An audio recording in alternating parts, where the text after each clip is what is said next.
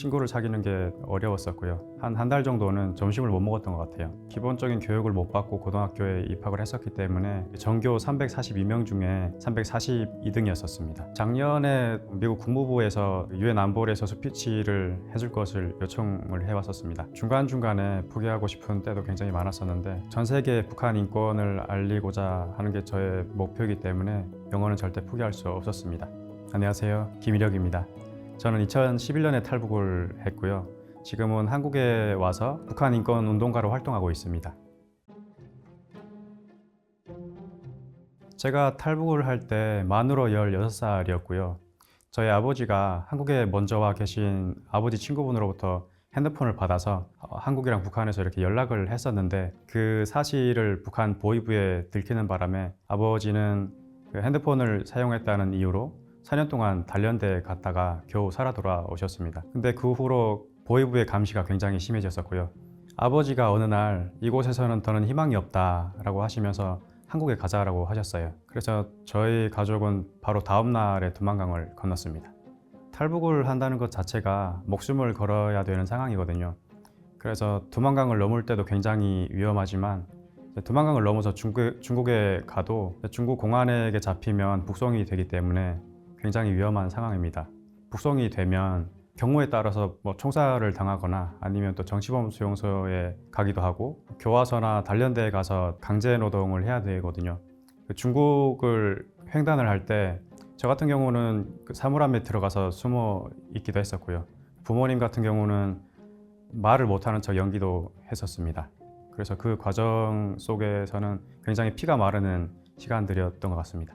아시다시피 북한에서 일어나는 인권 문제가 굉장히 심각한데요. 북한에서는 어린아이들이 강제노동을 굉장히 많이 합니다.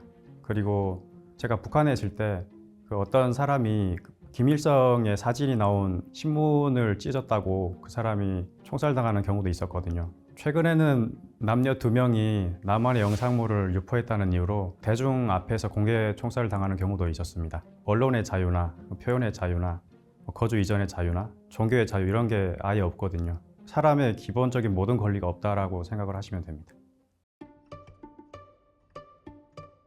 제가 한국에 처음 왔을 때 이곳이 북한에서 말하는 그 지상 낙원이구나 라는 생각을 했었고요. 어딜 가나 굉장히 나무들이 많더라고요. 북한에는 아무래도 그 모든 나무들을 잘라가지고 에너지로 쓰다 보니까 산에 나무가 없습니다. 근데 한국에는 어딜 가나 거의 수목원처럼 나무가 많더라고요. 한국은 24시간 전기가 들어와 있는데 북한에는 아무래도 전력이 많이 부족하다 보니까 1년에 한 달 정도도 못 볼 때도 많습니다. 주로 북한에서 전기를 줄 때는 김일성이나 김정일의 생일이나 아니면 설날에 주는데 그게 아니면 전기를 거의 쓸 수 없고요. 밝은 길거리를 걷다 보면 대한민국은 참 대단하구나 라는 생각을 할 때도 많습니다. 저는 한국에 처음에 와서 2개월 후에 바로 고등학교에 들어갔었는데요. 아무래도 북한의 사투리가 굉장히 심하고 또 저희 지역의 고유 언어를 사용하다 보니까 의사소통하기가 굉장히 힘들었습니다. 그래서 친구를 사귀는 게 어려웠었고요. 그러다 보니 한 달 정도는 제가 점심을 못 먹었던 것 같아요. 정말 이러다가 3년 내내 적응을 제대로 못하고 고등학교를 중간에 그만둘 수도 있겠다라는 생각이 들었었고 제가 원래 내향적인 성격이었는데 그때 외향적인 성격으로 완전히 바꿨습니다. 친구들이 밥 먹으러 갈 때 제가 무작정 따라갔었는데요. 그 친구들이 굉장히 얘는 뭐지? 라는 표정으로 쳐다봤었는데 그렇게 한 2주 정도 지나니까 그 친구들이랑 또 친해지게 됐었고 그때부터 학교 생활에 적응을 잘 할 수 있었습니다. 아무래도 저는 기본적인 교육을 못 받고 고등학교에 입학을 했었기 때문에 공부하는 게 정말 힘들었습니다.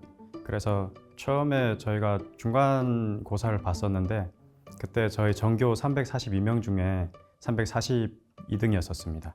그때는 OMR 카드를 작성하는 방법도 몰랐었고요. 굉장히 암담했었습니다. 그래도 어떻게든 공부를 열심히 해야겠다는 생각에 수업 시간에 절대 졸지 않고 좀 열심히 임했던 것 같습니다. 공부를 하다 보니까 성적이 조금씩 오르더라고요. 어떻게든 공부를 하면 되는구나 라는 자신감을 얻었습니다. 고등학교 1학년에 들어갈 때 제 꿈이 인권 변호사였습니다. 50살까지는 북한 사람들이나 아니면 아프리카와 같은 인권이 열악한 사람들의 인권을 위해서 노력하는 그런 인권 변호사가 되고 싶었고요. 나중에 통일이 되면 고향에 가서 민주주의를 기반으로 한 정치의 꿈을 펼치고자 정치 외교학을 선택하게 되었습니다. 북한 사람들의 자유를 위해서 설립이 된 링크라는 국제 NGO 단체가 있는데요. 거기에 제가 애드보커시 펠로우라는 프로그램으로 참여를 해서 3개월 동안 미국 전역을 다니면서 미국의 정보기관이나 띵크탱크, NGO, 고등학교, 기업 등 여러 곳들을 다니면서 북한의 인권 상황을 알리는 활동을 했었습니다.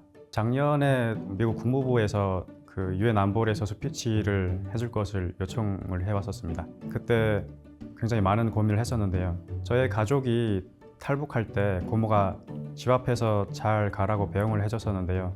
그 사실을 북한 보위부에 신고하지 않았다는 이유로 고모를 정치범 수용소에 데려갔고요. 지금은 생사를 알 수 없는데 이런 사실을 국제사회에 알리고 싶었습니다. 유엔에서 스피치를 하기 위해서 연설문을 작성을 해서 정말 열심히 외웠고요. 그동안 영어를 꾸준히 공부한 게 도움이 된 것 같습니다. 중간중간에 포기하고 싶은 때도 굉장히 많았었는데 전 세계에 북한 인권을 알리고자 하는 게 저의 목표이기 때문에 영어는 절대 포기할 수 없었습니다. 그런데 영어 공부를 하는 것은 굉장히 어려웠습니다. 우양재단에서 여러 어학원에 우리 탈북민 학생들이 공부를 할 수 있는 기회를 주자라는 공문을 보냈었는데 답이 온 곳이 파고다가 유일했다고 하더라고요. 그때부터 파고다에서 많은 수업을 듣고 있고요. 그리고 유엔 안보리에 나가는데도 굉장히 많은 도움이 됐었습니다. 1년 전에는 우리 탈북 학생들과 파고다 회장님이 같이 식사하는 자리가 있었는데요. 파고다의 발자취를 들으면서 굉장히 감명받았던 기억이 납니다. 저는 올해에 꼭 이뤄야 되는 목표가 이제 미국 국무부 장학금에 지원해서 합격이 되는 거고요. 올해 7월에 부산에서 한미일 청년 서밋이 열리는데요. 거기에 제가 한국 대표로 지원을 했습니다. 그래서 며칠 전에 면접을 영어로 봤었고요. 그리고 올해가 북한 인권보고서 10주년이거든요. 거기서 제가 또 영어로 오프닝 스피치를 하게 되었습니다. 그래서 지금 그 오프닝 스피치를 열심히 준비하고 있습니다.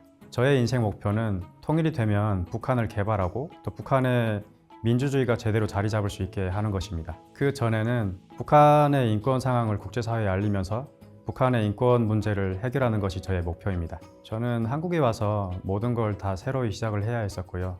정말 맨 땅에 헤딩을 하면서 지금까지 버텨왔는데요.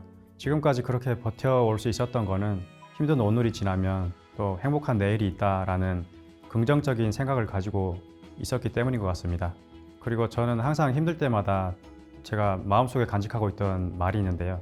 사막의 모래처럼 날아갈 것이 아니라 벼랑 끝에 바위처럼 억세게 붙어있자라는 신념으로 지금까지 임하고 있는데요. 저처럼 목표를 향해 달리고 계신 분들도 어려운 일이 있을 때마다 어떻게든 이겨내자는 마음으로 또 긍정적인 마음으로 원하는 목표를 꼭 이뤄내시기 바랍니다.